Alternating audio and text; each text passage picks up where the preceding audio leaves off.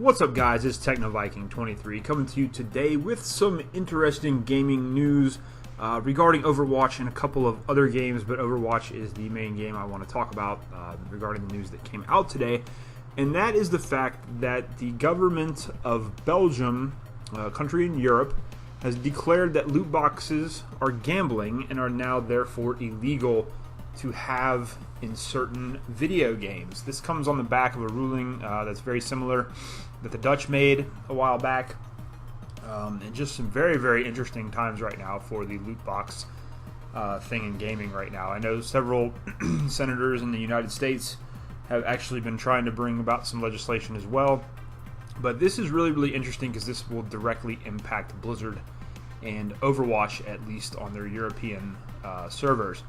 Now, they only looked at a couple of games, which is kind of weird. They looked at Star Wars Battlefront 2, which obviously was a big uproar earlier this year, FIFA 18, Overwatch, and Counter-Strike. And interestingly enough, Star Wars Battlefront 2 was the only game found not to be in violation because obviously EA has taken the loot boxes out of the game after all the uproar from the fans. But they, said it's possible they may stick them back into the game. But Overwatch was on the list, and loot boxes in Overwatch in Belgium now are considered a form of legal gambling, which is pretty interesting to me. In the past, I've actually mentioned I'm not a huge fan of microtransactions in games, but I haven't had a huge problem with the way Blizzard does it in Overwatch, mainly because it's all cosmetic stuff, and really you're under no incentive to really pay real money for it unless you just want to have more cosmetics. You can earn a lot of loot boxes just playing the game. I play a couple hours each night, and I usually just earn 2 to 3 loot boxes a night just playing the game. If you play the arcade mode, you can usually get 3 or 4 loot boxes just from that alone, just from unlocking the rewards each week. So I've never had a huge issue with Overwatch's loot boxes, but it's going to be very, very interesting to see how this impacts Overwatch in general and what implications it's going to have for the model that Blizzard uses for Overwatch going forward.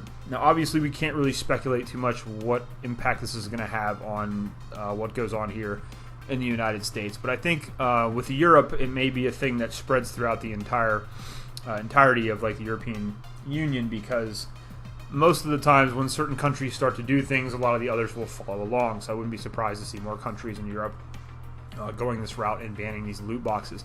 Now, the really interesting part is that the Minister of Justice in Belgium basically said that because these are illegal, if the publishers do not remove them from their games, they will risk a prison sentence of up to 5 years and a fine of up to 800,000 euros. And if it becomes something where minors are playing the game, they could face double that. Which I'm not quite sure how they would do that, especially with Blizzard, since the publisher is not in Belgium. I'm not sure how they could actually enforce that.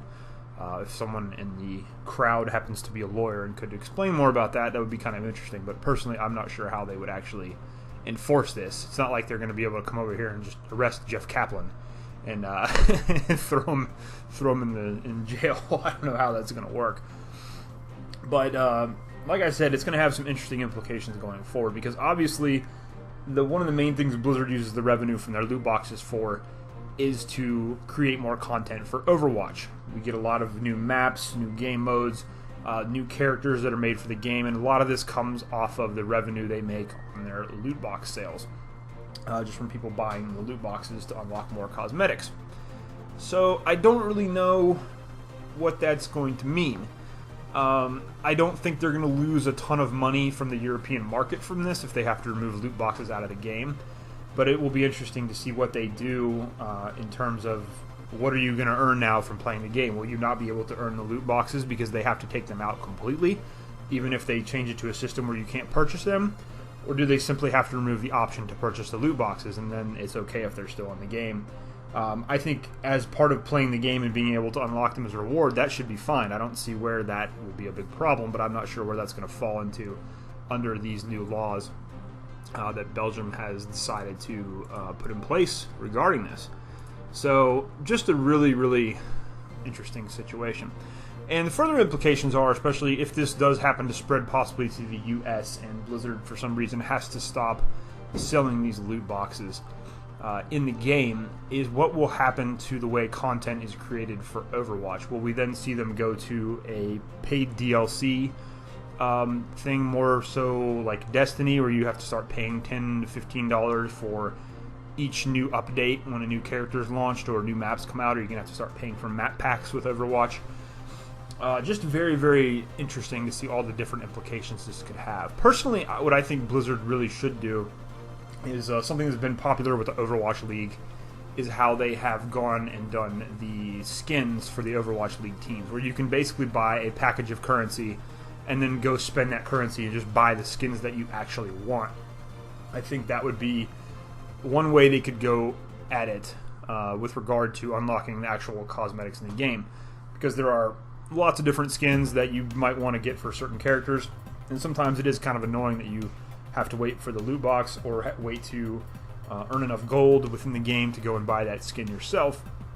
So that could be one option they have to pursue that, but it's going to be, like I said, really, really interesting to see how this kind of ripples out and see what other countries adapt this approach and make the loot boxes in their games illegal. And again, I chose Overwatch to talk about in this situation because I don't really have too much experience with FIFA or Counter-Strike. I've never gotten into any of those, but I know Counter-Strike is really big on getting the skins and selling them for real money and all that, and I think that's one of the main reasons that game is focused on. Oddly enough, Call of Duty escaped completely, which is kind of surprising, especially given the fact that they've become really, really brash with their microtransactions over the last couple of releases. So I thought that was kind of odd that they didn't go after Call of Duty. And like I've said in the past, I think Overwatch's loot box system is fairly harmless when you're talking about microtransactions. So I was really a little shocked to see that they came down so hard on Overwatch's loot boxes. So just some really, really interesting stuff going on right now with regards to gaming. Now, personally, I would love to see a day where microtransactions are no longer a part of games. And I know these companies keep using the excuse of, oh, it costs so much money to make these games now, when in reality these companies are just making money hand over fist. And with the amount of pre-orders they get for each game, the amount of sales they get for each game, it's not really something that sounds realistic to me, is the fact that they have to have microtransactions in order to survive economically. So it'd be great to see us go back to times when you got a full game at launch, for your money you paid, and you didn't have to sit there and spend more money on microtransactions and DLC and all this other nonsense in order to get a full and complete experience. So maybe this will help us get back in that direction. I think the uproar over Star Wars Battlefront 2 definitely put the gaming companies on notice with regard to the future of microtransactions and how we as consumers and gamers feel about them. And these new laws going into place are just going to further cement that. So again, very, very interesting times. Anyways, guys, that's going to do it for this video. Let me know what you think about the new Belgian gaming laws. I'll post a couple of articles in the description so you can go check out the ruling and everything and the decisions they've made. And I'd love to hear your comments on this down below. Let me know what you think about the current state of microtransactions in gaming and everything else. As always, guys, thank you so much for watching. Hope you guys are having a great day, and I'll see you again next time.